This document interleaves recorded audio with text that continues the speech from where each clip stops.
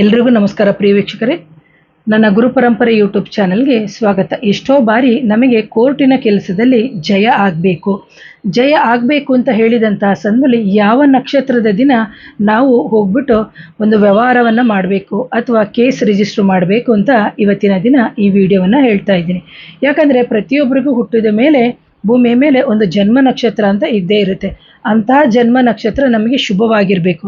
ಅಂತಹ ಸಂದರ್ಭದಲ್ಲಿ ನಾವು ಹಾಕುವಂತಹ ಕೋರ್ಟ್ ಕೇಸ್ ಏನಾಗುತ್ತೆ ಅಂದರೆ ನಮಗೆ ಜಯವನ್ನೇ ತಂದು ಕೊಡುತ್ತೆ. ಆದರೆ ಇದನ್ನು ಕೆಟ್ಟವರು ಅನ್ನೋದಕ್ಕಿಂತ ತಪ್ಪು ಮಾಡಿದವರು ಇದನ್ನು ಫಾಲೋ ಮಾಡಬೇಡಿ. ಮಾಡಿದ್ರೆ ಅದು ನಿಮಗೆ ಬಿಟ್ಟಿರೋದು, ಅದು ನಿಮ್ಮ ಪ್ರಾರಬ್ಧ ಕರ್ಮ. ಆದರೆ ನಮ್ಮದು ಯಾವುದೇ ತಪ್ಪು ಇಲ್ಲ, ಆದರೂ ನಮಗೆ ಹೋಗಿ ಸಮಸ್ಯೆಗಳು ಆಗ್ತಾ ಇದೆ ಅಂತ ಹೇಳಿದಂತಹ ಸಂದರ್ಭದಲ್ಲಿ ನಿಮ್ಮ ಜನ್ಮ ನಕ್ಷತ್ರದಿಂದ 2ನೇ ನಕ್ಷತ್ರ ಅಥವಾ 7ನೇ ನಕ್ಷತ್ರದ ದಿನ ಅಥವಾ 9ನೇ ನಕ್ಷತ್ರದ ದಿನ ಅಥವಾ 14ನೇ ನಕ್ಷತ್ರ ಅಥವಾ 16, 21, 30, 21, 23, 28 ಈ ಥರ ನಕ್ಷತ್ರಗಳಲ್ಲಿ ನೀವು ಹೋಗಿ ಕೇಸನ್ನು ರಿಜಿಸ್ಟರ್ ಮಾಡಿದ್ರೆ ಖಂಡಿತವಾಗ್ಲೂ ನಿಮ್ಮ ಕಡೆ ಯಾವುದೇ ತಪ್ಪು ಇಲ್ಲದಿದ್ದು ಅವರು ನಮ್ಮ ಮೇಲೆ ಅಪೀಲ್ ಹೋಗ್ತಾ ಇದ್ದಾರೆ ಅಥವಾ ಕೇಬಿಟ್ಟು ಏನೇನೋ ಹೇಳ್ತಾರಲ್ಲ, ಆ ಥರ ಸಂದರ್ಭದಲ್ಲಿ ಖಂಡಿತವಾಗ್ಲೂ ಇಂಥ ನಕ್ಷತ್ರದ ದಿನಗಳಲ್ಲಿ ನೀವು ಕೇಸ್ ರಿಜಿಸ್ಟರ್ ಮಾಡಿದ್ರೆ ನಿಮಗೆ ಜಯ ಉಂಟಾಗುತ್ತೆ ಅಂತ ಹೇಳ್ತೀನಿ. ಪ್ರೇಕ್ಷಕರೇ, ಯಾರಾದರೂ ನನ್ನ ಚಾನಲ್ನ ಮೊದಲನೇ ಬಾರಿಗೆ ನೋಡ್ತಿದ್ರೆ ದಯವಿಟ್ಟು ಚಾನಲ್ನ ಸಬ್ಸ್ಕ್ರೈಬ್ ಮಾಡಿ,